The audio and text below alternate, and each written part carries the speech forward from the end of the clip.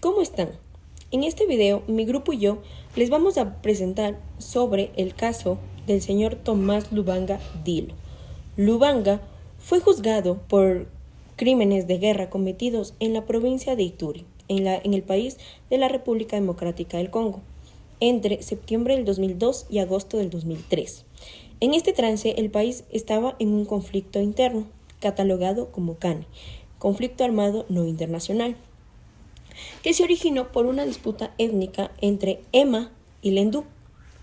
Lo que inició por una disputa de poder y tierras se desencadenó en un conflicto interno. Al desintegrarse el Estado de la República del Congo, se creó un vacío donde se proliferaron milicias manipuladas por élites políticas y militares. Lubanga era un líder de un grupo político-militar llamado la Unión de Patriotas Congoleños y comandaba a su lado armado las Fuerzas Patrióticas para la Liberación del Congo. Bajo su liderazgo, niños, niñas, eran llevados a la fuerza e incluso llevados con engaños para que participen directamente en los combates, ya sea específicamente como soldados en primera línea, como vigías en puntos de control e incluso como escudos humanos. Muchos de ellos fueron víctimas de violencia física, psicológica y violencia sexual. Una vez analizados los hechos del caso, nos será mucho más sencillo analizar la siguiente figura: los crímenes cometidos dentro de este caso. La Corte Penal Internacional condenó a Tomás Lubanga por crímenes de guerra al haber reclutado, alistado y utilizado a niños menores de 15 años en hostilidades durante el conflicto armado no internacional en Ituri, República Democrática del Congo. Esta conducta fue calificada conforme al artículo 8.2e del Estatuto de Roma, que prohíbe tales actos en conflictos armados internos. La Corte también se basó en los elementos de los crímenes, los cuales exigen que el autor actúe con conocimiento del conflicto, y siendo en este caso, se prueba que Lubanga sabía del contexto armado y la participación de los menores que tenía bajo su mando. El elemento subjetivo fue evaluado conforme al artículo 30, concluyéndose que Lubanga actuó con dolo e intención, cumpliendo así con el estándar requerido. La forma de determinación de participación penal fue la coautoría directa, según el artículo 25.3a, al haberse determinado que su rol como líder de las FPLC fue esencial para la ejecución de los crímenes. La sentencia fue dictada conforme al Acuerdo 74, siendo la primera condena emitida por la Corte Penal Internacional. No se aplicaron cargos por genocidio ni crímenes de lesa humanidad, ya que la acusación se limitó al reclutamiento de menores. No obstante, se debatió la posibilidad de reconfigurar la calificación bajo el Reglamento 55. Y se mencionó también la participación indirecta de Uganda y Ruanda. Sin embargo, este tema no se relaciona mucho con el cometimiento de crímenes por parte del señor Lubanga.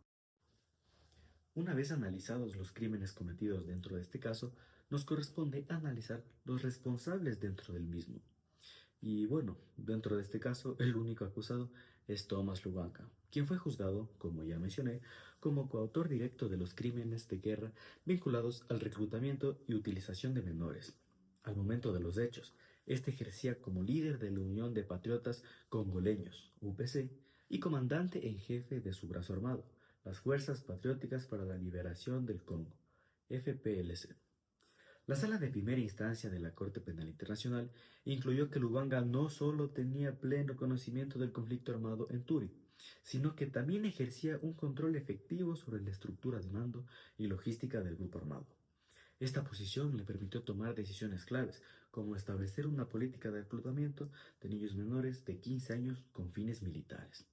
La forma de responsabilidad penal fue calificada como autoría directa, según el artículo 25.3a del Estatuto de Roma, calificación la cual se basa en la teoría del dominio funcional del hecho, por la cual también es responsable quien, sin ejecutar directamente el crimen, realiza una contribución esencial para su comisión.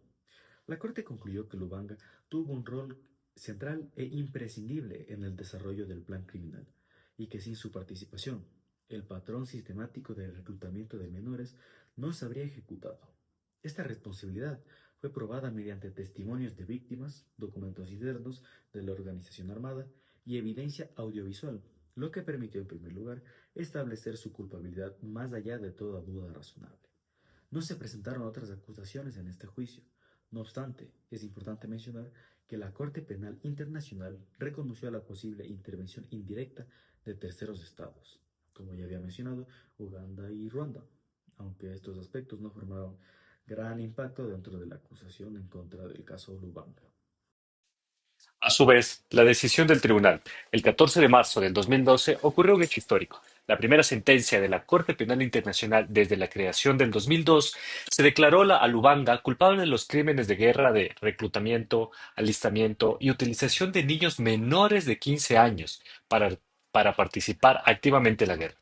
Lubanga fue condenado a una pena de 14 años de prisión, y el tiempo que había pasado bajo la custodia de la Corte desde la entrega en el año 2006 fue deducido.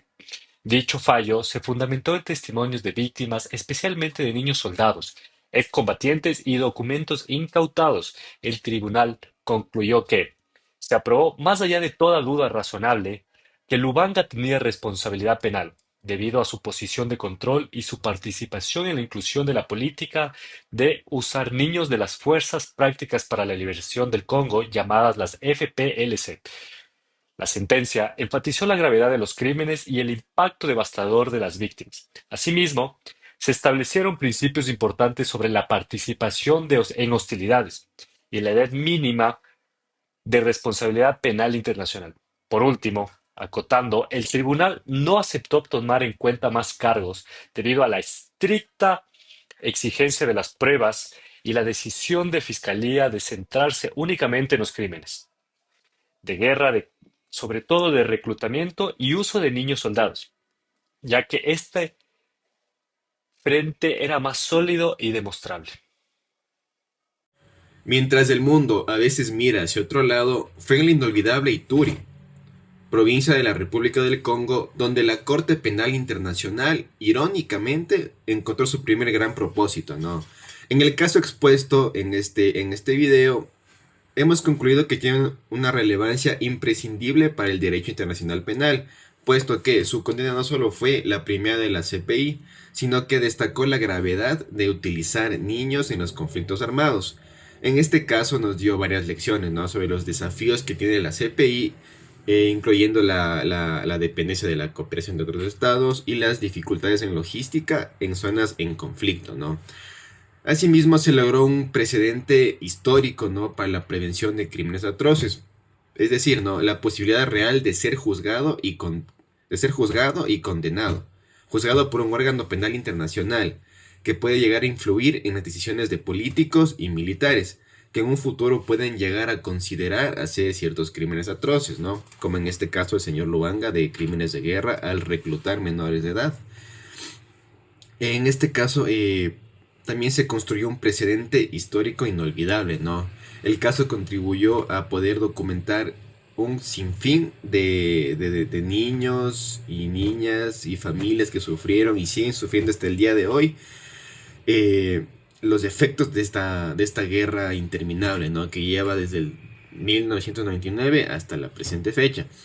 A pesar de que la sentencia no puede borrar, ¿no?, el pasado que sufrieron estas víctimas, sí puede instituir un registro oficial, ¿no?, de los hechos, para que se pueda luchar contra la impunidad y, lo más importante, se pueda sentar un precedente, se puede sentar una base para futuros casos similares.